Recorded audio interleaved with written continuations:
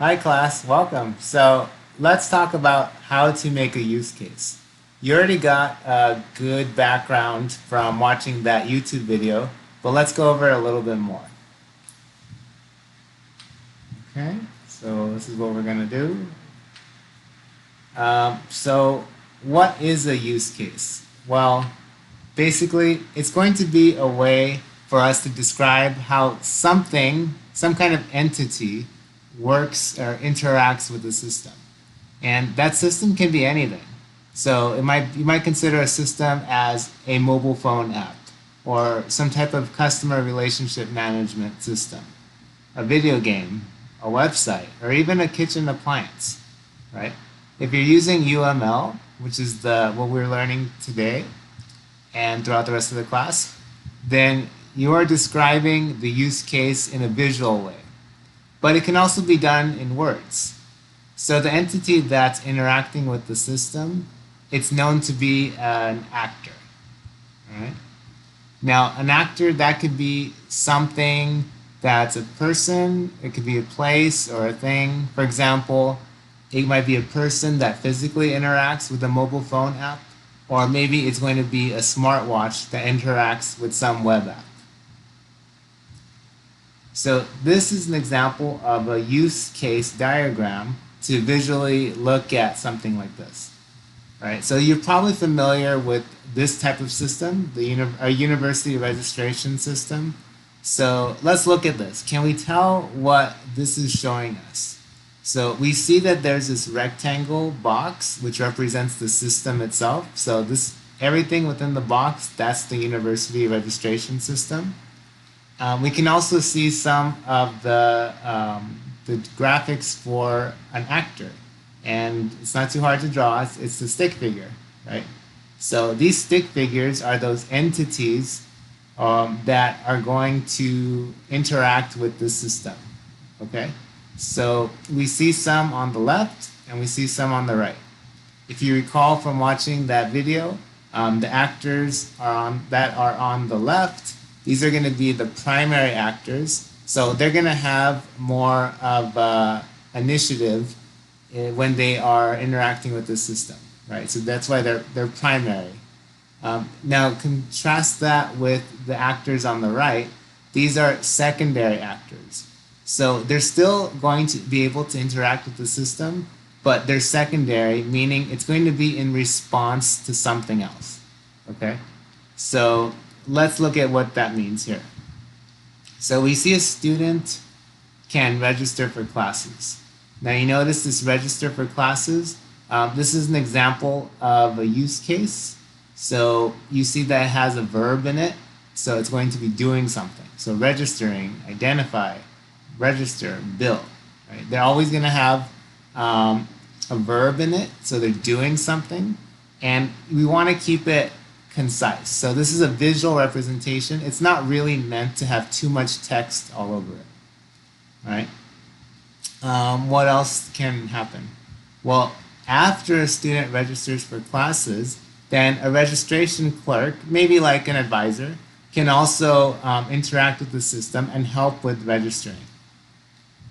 But what do we see here? We see some other things, other types of use cases. We see that we can register for a special class, or we may need to identify prerequisite courses that aren't completed in this registration system. So does that mean everybody is going to be needing to register for a special class? No, just sometimes, right? So that means when you register for a class, you might need to register for a special class, but not always. Because it has that flexibility of a maybe, we have this type of relationship known as an extend relationship, right? So you can see all these other relationship lines, they're very simple. They just mean a basic relationship. Whereas this one is this register for special class. This will also happen when you register for classes, but it's just a special case. It doesn't always happen, right? So this is how we show an extend relationship. You have the dotted line with an arrow, and the arrow is pointing to the base use case. All right. So you can probably also see something like that happening over here, where identifying prerequisite courses not completed. So do all students who register for classes have prereqs that they didn't complete? No, not necessarily. So because of that, it will happen when you register for classes, but not for every student. Then you can consider it as an extend relationship too. All right. What else can we tell from this? So we see also that an instructor is involved whenever you need to register for a special class, right? And you can also notice though that the instructor is on the right, so they're a secondary actor. That means that they are interacting with this registration system, but they're not going to be the one to initiate it. That's the student who's going to initiate that, okay? You can also add another actor over here. Here's the Bursar's office. This, as it's shown here, the Bursar's office is going to be directly involved with the registration system because they're going to build a student, right? So that's the use case they're involved with. And after they build a student, well, that's going to go and notify the student, right? If you notice, though, in this case, the Bursar's office is the primary actor acting on this bill student use case. And then from there, it goes to the student. So technically, the student is the secondary actor just for this use case. But because they had a primary role, we're going to go ahead and stick them on the left. Okay, hope that makes sense. You notice that these things are kind of general. So like student, I don't have any particular student name, or Bursar's office, I don't have the specific like CSUSB Bursar's office. So we want to keep everything in here, every entity as something that's more generalized. Right? That's a good it's a good practice to have. All right. So what do use cases do? Well, we kind of went over this. They're describing the behavior of a system after an actor interacts with it. And they have a verb, preferably in present tense, so not like it already happened. If you notice, though, it didn't have every detail on there because, let me go back. I mean, after you register for a special class, the instructor is involved, but there might be more detail than that. Maybe besides the instructor, there's like another set of people who need to look at it and approve something. Maybe this registering for a special class could be like 3 steps and you need forms, but that's not the goal of this particular use case. You have to set the goal of what your use case diagram is for so that you can make it with the correct amount of detail. Right? So in this case, this is just like a high level view of what the university registration system looks like. We don't want to get too bogged down and add too many details. If you need details, you can do that, but this is not the place for it. We want to keep a nice and clean diagram. All right? So they won't have all system requirements in it. And some of these questions you might ask when you're trying to build one of these. So what is each actor doing? Okay? And do they need to read or update any information in the system? Does the actor have to inform the systems about changes outside the system? And does the actor have to be informed of unexpected changes? So those are some questions you can ask. They're kind of a little bit more vague, but if you think about it, let's go back to the system. So let's say that you knew you had to make a university registration system, right? So you can already start with the box. And now what? Well, what does it do? What do you need the university registration system to do? Well, we need it to be able to register for classes and bill our students. All right, maybe those are the 2 that you came up with.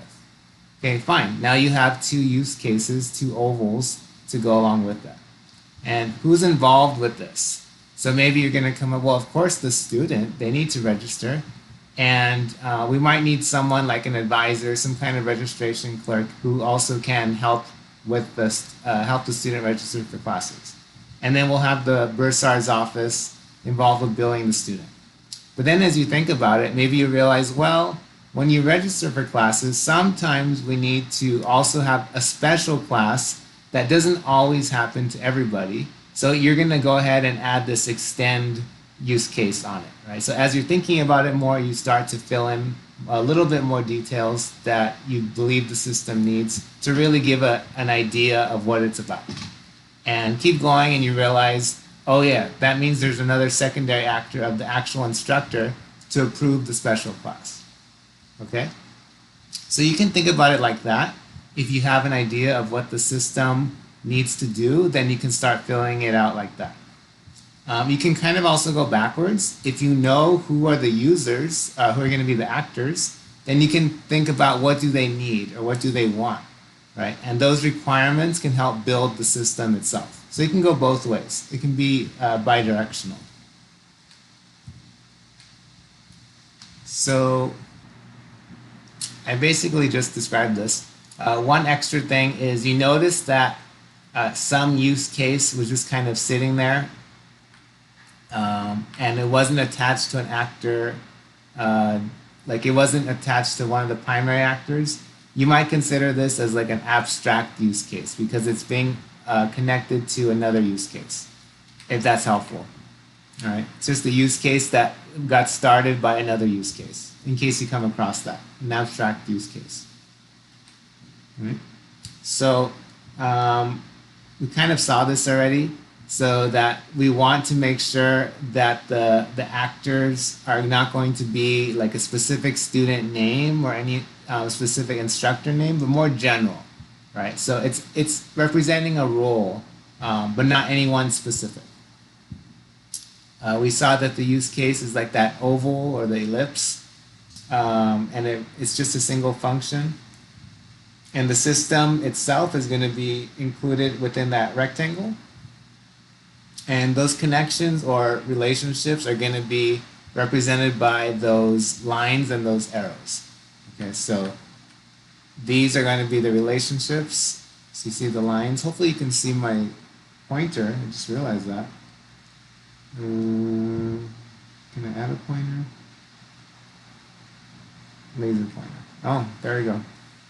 So these lines right here are going to be different types of connections or relationships. Right? So remember, this is the basic relationship. This is an extend relationship, meaning that this sometimes happens along with this one, right? That's why it's pointing to it. These are our primary actors because they're going to initiate stuff like these use cases. And these are third actors because they're still involved with this registration system, but they're just not the ones who are going to be initiating anything. They're more like reactionary. Okay, hope that makes sense. And what was that? We might also see an include relationship. So you saw this in that YouTube video. And that's going to be similar to extend, where two use cases happen at the same time. But this one, an include, is where it's always going to happen. Okay, so in this example here, now we're looking at an include relationship over here. So every time a supplier reorders supplies, then it also needs to, an action also needs to occur that tracks sales and inventory data all the time. So every time reorder supplies, this happens. Okay? And well, the manager is going to find out that supplies were reordered. So that's going to prompt them to produce a management report. And every time they produce a management report, it's going to include this over here. It's going to start to track sales and inventory data that they might have changed or done something to, right? So this include shows that type of relationship where two use cases happen at the same time or right after another, except the include will always have it, the extend will sometimes have it. All right? Hope that makes sense. So that's basically it for a basic use case diagram. There are other extra options, but let's focus on getting this down right.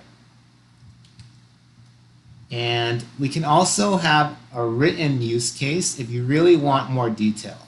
So a written use case, the how you would do it kind of can vary depending on your organization. But why don't we go ahead and use this nice template that has been around for a while, right? So you can see that we can do a written use case using something like this template. It will definitely have a lot more detail than the visual method that we just saw. So how you write your written use case, it depends what level of detail you want to show. So according to this person, they are going with 5 different levels of complexity or detail. So they're kind of viewing it as if you're like looking at an ocean. So they have like white as from the clouds, and then like you imagine there's a kite in the air, or like you're looking right at sea level, and then you're below sea level, and then you're all the way at the bottom. And what these represent are different levels of complexity, meaning this is like a high level, and this is like a very in-depth level, right? With different levels in between. Right, so here's an example of how they use this one. So this cloud or the white level, like high on top, this is just to buy parts to build cars. And as you notice, as you go to each different level, it's getting more and more detail. Well, what kind of cars? Oh, escorts. And then getting into more detail where it even goes down to needing to encrypt specific data for secure transmission. All right, so that's like at the most detailed level. So you can decide to use this system or this way of annotating your written use case to talk more about your system, to give more detail into it. How you write a written use case or what for, that can be for this entire use case or use case diagram, sorry. Or you might even decide, I'm only going to focus on this reordering supplies. Let's do a written use case just for this one. So you can add extra detail just for a single use case within the use case diagram.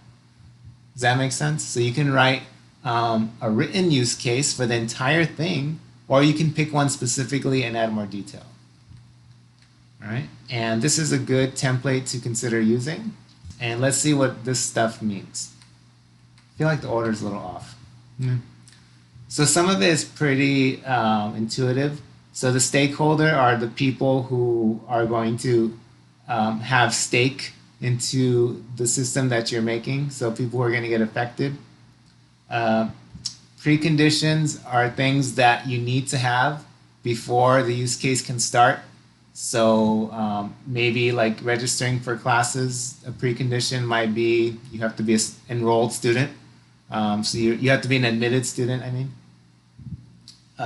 Minimal guarantee. So this is something that the stakeholder needs, or like the bare minimum. And then we might even have something called success guarantee.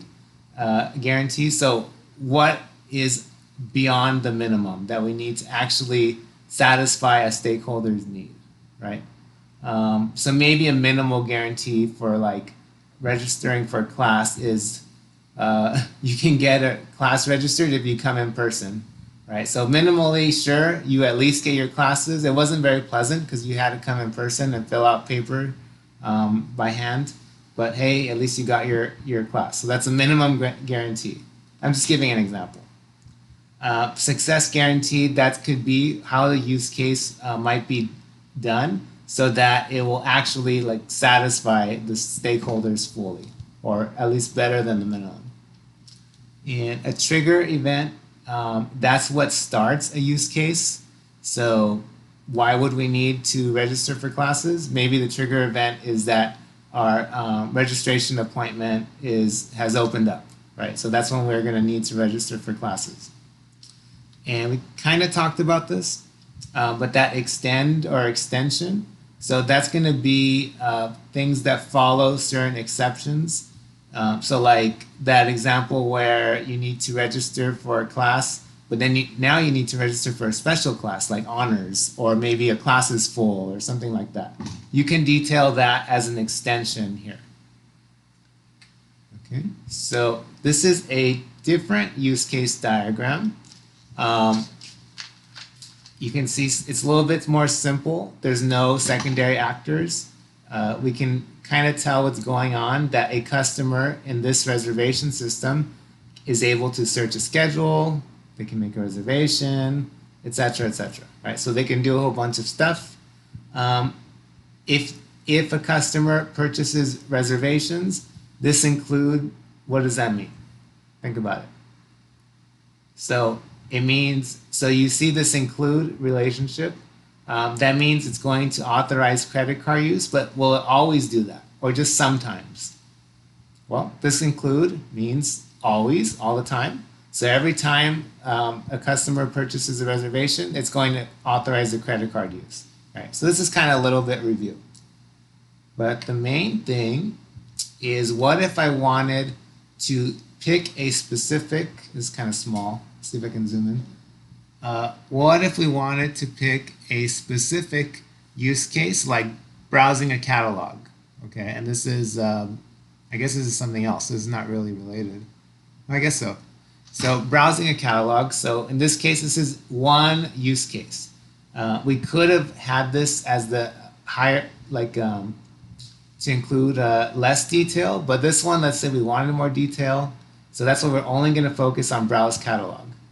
So within browse catalog, we can get down to very, very specific things, like to how the data is being requested, to when someone is looking at the catalog, but we don't want that. Let's say in this case, we want the kite level, which is like kind of like still a somewhat high level summary.